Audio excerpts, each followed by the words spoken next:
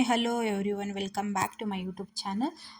ಇದು Monday vlog. ನಾನು mini vlog ಮಾಡೋದಕ್ಕೋಗಿ ಅದು ಕಂಪ್ಲೀಟ್ ವ್ಲಾಗ್ ಆಗಿ ಕನ್ವರ್ಟ್ ಆಗಿಬಿಡ್ತು. ಸೊ ಹಾಗಾಗಿ ವ್ಲಾಗ್ ಆಗಿನೇ ಶೇರ್ ಮಾಡ್ಕೊತಿದ್ದೀನಿ. ತುಂಬ ಜಾಸ್ತಿ ಏನಿರಲಿಲ್ಲ, ಜಸ್ಟ್ 5 ಮಿನಿಟ್ಸಲ್ಲಿ ಎಲ್ಲದನ್ನೂ ಹೇಳಿರ್ತೀನಿ. ಸೊ ಪ್ಲೀಸ್ ಎಲ್ಲರೂ ನೋಡಿಬಿಟ್ಟು ಲೈಕ್, ಶೇರ್, ಕಮೆಂಟ್ ಮಾಡಿ.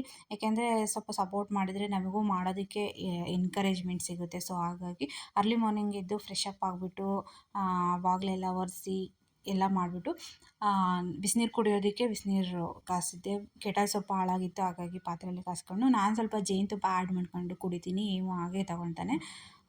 ಅದು ನಾನು ಅವತ್ತು ಬಿಸಿಬೇಳೆ ಬಾತ್ ಮಾಡೋಣ ಅಂತ ಅಂದ್ಕೊಂಡಿದ್ದೆ. ಸೊ ಹಾಗಾಗಿ ಬಿಸಿಬೇಳೆ ಬಾತ್ ಮಾಡೋದಕ್ಕೆ ಅಕ್ಕಿ ಮತ್ತು ಬೇಳೆನ ವಾಶ್ ಮಾಡಿಬಿಟ್ಟು ಸೈಡಲ್ಲಿ ಇಟ್ಟು ಎಲ್ಲ ವೆಜಿಟೇಬಲ್ಸ್ನ ಕಟ್ ಮಾಡ್ಕೊಂಡಿದ್ದೆ. ಕ್ಯಾಪ್ಸಿಕಮ್ಮು, ಟೊಮೊಟೊ, ಆಲೂಗೆಡ್ಡೆ, ಕ್ಯಾರೆಟು, ಈರುಳ್ಳಿ ಈ ಥರ ಎಲ್ಲ ಕಟ್ ಮಾಡ್ಕೊಂಡು ಒಂದೇ ಸಲ ವಿಷಲ್ಲಿಗೆ ಹಾಕ್ಬಿಡ್ತೀನಿ. ಸಪ್ರೇಟಾಗಿ ನಾನು ಎಲ್ಲದನ್ನು ಆ್ಯಡ್ ಮಾಡಲ್ಲ, ಜಸ್ಟ್ ಒಗ್ಗರಣೆ ಮಾತ್ರ ನಾನು ಎಕ್ಸ್ಟ್ರಾ ಕೊಡೋದು. ಇದಕ್ಕೆ ತುಂಬ ಚೆನ್ನಾಗಿರುತ್ತೆ, ತುಂಬ ಟೇಸ್ಟಿಯಾಗಿರುತ್ತೆ. ಇವತ್ತು ನಾನು ಯೂಸ್ ಮಾಡಿರೋದು ಹೋಮ್ ಮೇಡ್ ಆಗಿ ಮಾಡಿರುವಂತಹ ಬಿಸಿಬೇಳೆ ಬಾತ್ ಪೌಡರ್ನ.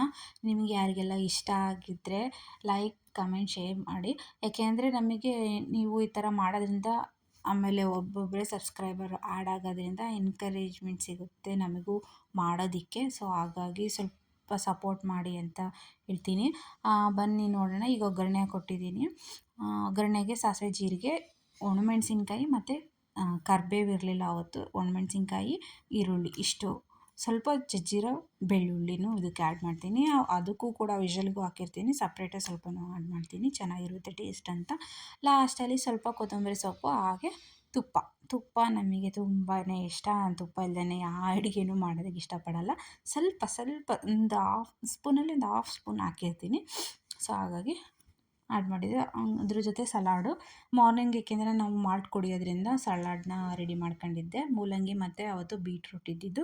ಸೊ ಹಾಗಾಗಿ ಮೂಲಂಗಿ, ಬೀಟ್ರೂಟು. ನಾನು ಈ ರಾ ವೆಜಿಟೇಬಲ್ನೆಲ್ಲ ತಿನ್ನೋದಕ್ಕೆ ಇಷ್ಟ ಆಗಲ್ಲ ಅನ್ನೋದು, ನನಗದು ತಿನ್ನೋದಕ್ಕಾಗಲ್ಲ. ಸೊ ಹಾಗಾಗಿ ನಾನು ಜ್ಯೂಸ್ ಮಾಡ್ಕೊಂಡು ಕುಡಿದ್ಬಿಡ್ತೀನಿ. ಏನು ರಾ ವೆಜಿಟೇಬಲ್ನೇ ತಿಂತಾನೆ.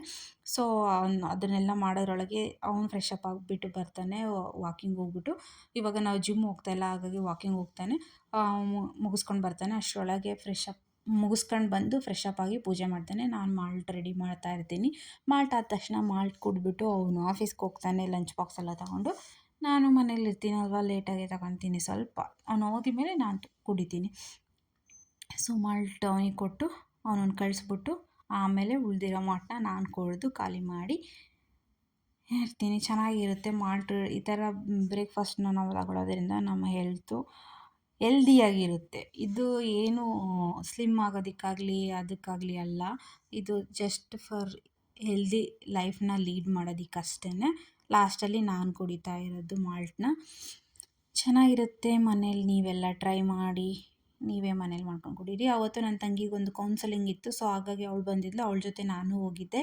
ಇಲ್ಲೇ ನಮ್ಮ ಏರಿಯಾದಿಂದ ಸ್ವಲ್ಪ ಮುನೇಶ್ವರ ಟೆಂಪಲ್ ಅಂತ ಇದೆ, ಅಲ್ಲಿ ಇದ್ದಿದ್ದು ಕೌನ್ಸಲಿಂಗು. ಅದು ಫ್ರಾಂಕ್ಫಿನ್ ಅನ್ನೋ ಒಂದು ಕಂಪನಿ. ಸೊ ಅಲ್ಲಿ ಹೋಗಿದ್ದೆ. ಏರ್ಲೈನ್ಸ್ ಅದ್ರದ್ದು ಓರಿಯೆಂಟೆಡು. ಅದು ಮುಗಿಸ್ಕೊಂಡು ಬಂದ್ವಿ.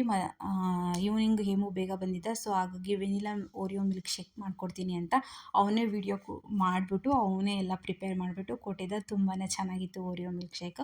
ಆವಾಗವಾಗ ಈ ಥರ ಎಲ್ಲ ಮಾಡಿಕೊಡ್ತಾ ಇರ್ತಾನೆ, ನನಗೂ ಸ್ವಲ್ಪ ಖುಷಿಯಾಗುತ್ತೆ. ಸೊ ವಿಡಿಯೋ ಇಷ್ಟ ಆಗಿದರೆ like, share, comment and subscribe to my YouTube channel. ಇನ್ನಷ್ಟು ವೀಡಿಯೋಸ್ಗಾಗಿ ವೆಯ್ಟ್ ಮಾಡ್ತಾಯಿರಿ. ಸಿಗ್ತೀನಿ ನೆಕ್ಸ್ಟ್ ವ್ಲಾಗಲ್ಲಿ. Until then keep watching. ಬಾಯ್.